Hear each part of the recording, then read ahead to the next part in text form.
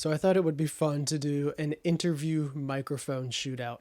So I took the 7 microphones that I own that I might possibly use in an interview situation, and I've pitted them against each other. Some of the microphones are a little bit more prosumer, consumer. Those got plugged directly into my camera, Panasonic S5 II. Some are professional microphones, and those got recorded into my Zoom F6. Right now I'm using the Audix OM2, a handheld dynamic microphone that should sound drastically different from any of the microphones that I might use for an interview situation. I mean, it still sounds good, but it's a different microphone. Should sound very different. So here are the 7 microphones. Let me know which one you think sounds the best. At the end, I'll tell you which microphone is which, and I'll play some examples from some films I've made using some of these microphones. I haven't used all of them in films, but some of them. So let's go ahead. Here's microphone number 1. 30 feet below, more than a dozen people were queued up at the base of the step. 3 climbers were already in the process of hauling themselves up the rope that I was preparing to descend. 30 feet below, more than a dozen people were queued up at the base of the step. 3 climbers were already in the process of hauling themselves up the rope that I was preparing to descend. 30 feet below, more than a dozen people were queued up at the base of the step. 3 climbers were already in the process of hauling themselves up the rope that I was preparing to descend. 30 feet below, more than a dozen people were queued up at the base of the step. 3 climbers were already in the process of hauling themselves up the rope that I was preparing to descend. 30 feet below, more than a dozen people were queued up at the base of the step. 3 climbers were already in the process of hauling themselves up the rope that I was preparing to descend. 30 feet below, more than a dozen people were queued up at the base of the step. 3 climbers were already in the process of hauling themselves up the rope that I was preparing to descend. 30 feet below, more than a dozen people were queued up at the base of the step. 3 climbers were already in the process of hauling themselves up the rope that I was preparing to descend. I just listened through all of the samples of the 7 microphones, and I gotta say, they all sound pretty good. Especially just by themselves, they would totally work for a lot of situations. So let's talk about which mic was which. Mic number 1 was the RØDELink LAV mic. It sounded pretty good, and I don't like lav mics. I ran it through my RØDE Wireless Go II and ended up using the audio that I recorded into the Wireless Go II instead of into my camera. I thought it sounded a little bit better. Now, if my memory is correct, I have not used this mic in a real professional situation, so I don't have an example for you. But to my ears, it sounded pretty good. Maybe a touch of EQ and a little cleanup, and it would sound really good in a mix. So that was mic number 1. Let's have one more quick listen to that, and then we'll go to mic number 2. Exercising my only option, I unclipped from the communal safety line and stepped aside. Mic number 2 was the RØDE VideoMicro, boomed just out of shot 6 to 9 inches away. And I gotta say, it sounds pretty good. I mean, this is not an expensive microphone. And if you just used this and didn't mix it with, much better microphones, I don't think anybody would notice. I have used this mic for kind of reference audio and Atmos audio. If I'm shooting some B-roll, I'll throw it on top of my mic if I don't want to do a whole XLR setup. And, it sounds pretty good. So let's take one more quick listen to that before we move on to mic number 3. Exercising my only option, I unclipped from the communal safety line and stepped aside. Mic number 3 is the RØDE Wireless Go II without a lav plugged into it, just the built-in mic. And I used the recording on board instead of through my camera because I thought it was a little bit cleaner, sounded a little bit better. Had it clipped onto my shirt, just out of the shot.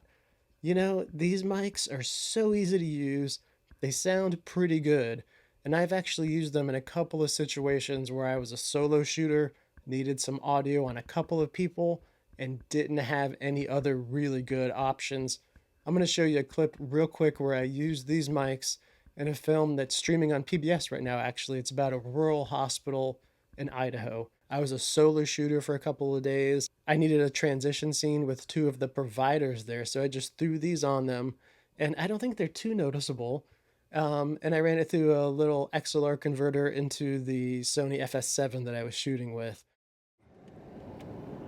So, Dustin, I understand there was a stroke patient that That's presented? correct. Yeah, around an 80-year-old female that came in having been found down, unresponsive by bystanders.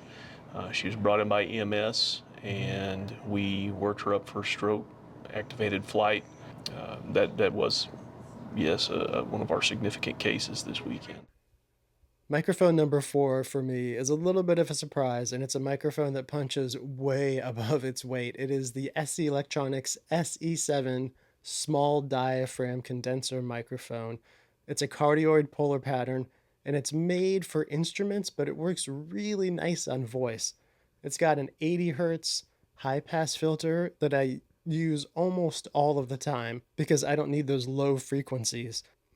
I picked up this mic thinking that it could be useful in interview situations if I need a wider polar pattern. If I'm maybe interviewing 2 people and I only have 1 mic, it might work for that. This worked really nice in my setup because it was a quiet room without a lot of noise. With the wider polar pattern, you might pick up more stuff in noisier rooms.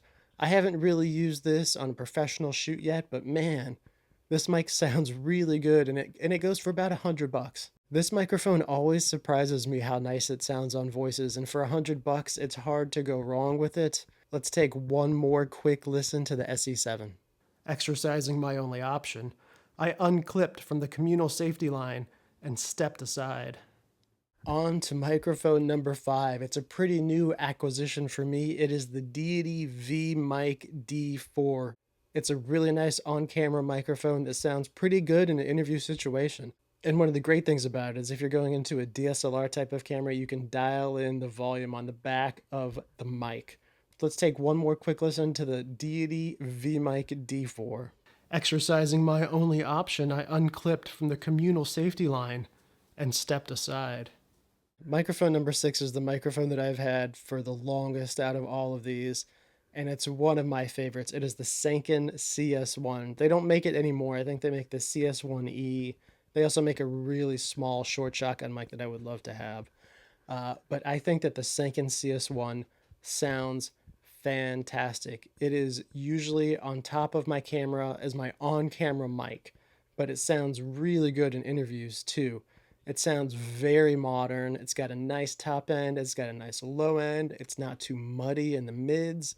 It's just a really nice microphone. Here's a short clip from a film that I made in Chad about women who were suffering from fistulas and a doctor out there that was helping them. And I used the CS-1 on top of my camera and used a lot of that audio in the film. So let's take a look at that clip.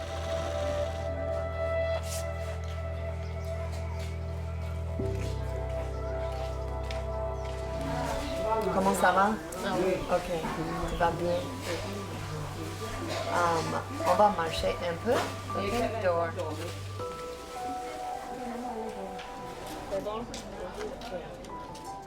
So Rebecca is doing fantastic. She's up, walking around. She's several days out from her surgery, and she's dry, and she's drinking plenty of water, and she's meeting all of her milestones after her surgery. Tu vas bien, n'est-ce pas? Cora? Microphone number 7, the last microphone, is the Audix SCX-One HC.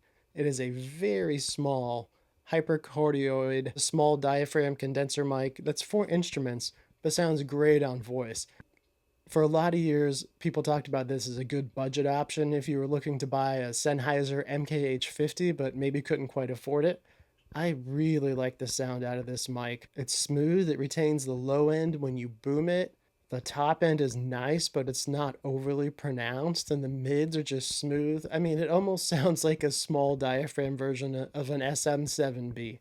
So I really like using this microphone for interviews, and I'm going to show you another short clip from the film that I made in Chad where I used this for the interviews in a small little room with cement walls, with a cement floor and lots of reflections, so you can get an idea of what it would sound like in that kind of situation. Bama tebal de galmi kan. Bama por bode gung si dagkulna. Bama tesar ma leda kan yana bama de jigsar rang tebal de. Jit handukul bama teya. Ban ge tebal bija basa yidin ya.